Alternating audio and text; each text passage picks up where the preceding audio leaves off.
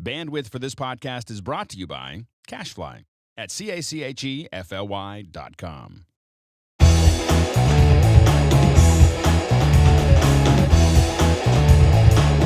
Hi there, and welcome to Mac Break Dev. I'm Andy Ihnatko, and I'm here with Scotty from the Mac Developers Network, and I guess we'll be talking about accessibility today. That's right. Maybe we should start with a demo just to show what we're going to talk about. That might be ready to go. So I've just got a little test application that we've put together here. And you can see it's nothing that's going to win a design award of anything, but it's there. And to us, we can look at this now, and it's got a little bit of text helping us to know what to do, and we can enter some text in here, and then we're going to guess that we can press this button to do something. And we can do that because we can see it. Right. Now, the OS X has some fantastic accessibility tools in, especially for visually impaired users with the voiceover and the great voice of Alex. And as developers, all that stuff's available to us, but it seems that we don't always take advantage of it. So if I can just show you what happens now if we were to turn on voiceover with this application. Voiceover on, Mac Break demo application, window, demo window, edit text blank. Okay, so we get edit text blank. That's not particularly useful. That's a Terminator robot interface. Yeah, even prepare to die. Even maybe slightly less useful is if we do a tab. Yeah, that's no good. Second time around, it doesn't get any better. It doesn't make another guess. So immediately we can see that from an accessibility point of view, our application is pretty useless. And yet it's really, really easy to sort of change that within Interface Builder without a lot of work at all. So we'll go do that now. Okay, so we better turn off, otherwise it will read all the code. No more color commentary. Yes. Okay, so we're just going to open our Interface Builder, and we're going to open our main window, so we can see where we've just laid out all our code. And if we select the control, we can see that we have this accessibility identity area in here. And by simply putting something in the description, the accessibility stuff will take that, and the voiceover control will read that out and add it in. Also with the name of the control. So if we just put something in here like enter text to display. If you mistype it, it's interesting what it says, but there we are. And if we go to the button, we will imaginatively call that a display stuff button. Okay, and so we just simply save that in Interface Builder and rerun our application.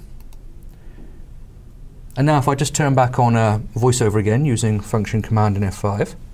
Voiceover on, Mac Break demo application, window, demo window, enter text to display, edit text.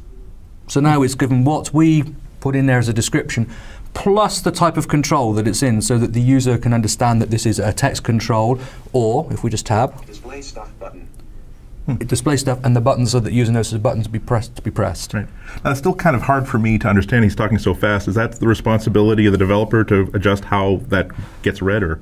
Well, all of this integrates totally with the accessibility tools that are on Mac OS X anyway. If we'll just turn that off because. Voiceover off. If we just go to Preferences and go to the Universal Access, and we go to the voiceover.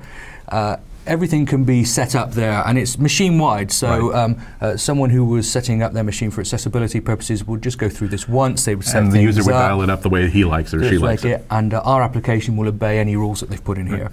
Now, it's the mechanism for actually wiring this up from the developer. You're getting everything for free. All you got to do is click on the info bar, type in whatever text wants to be spoken, and that's it. Is that something that affects every single control that you have in that window, or just some buttons, just some text fields? All of the controls that come with Cocoa themselves support this stuff. It's embedded deeply in there.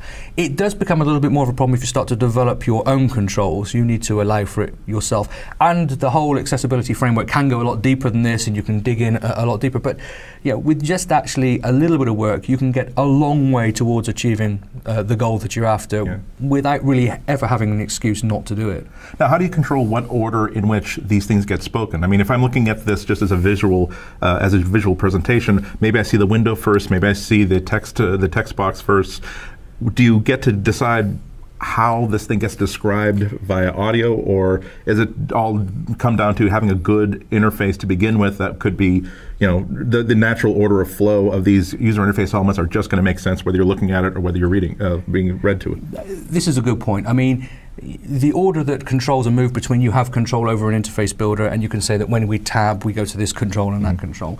But the order of those controls that makes perfect sense to you and me as we look at the screen is not necessarily going to make a lot of sense to someone who's just having things read to them, because they're not going to know what comes next. We can look at that text field and know that a button follows directly afterwards, and our mind makes that mental connection.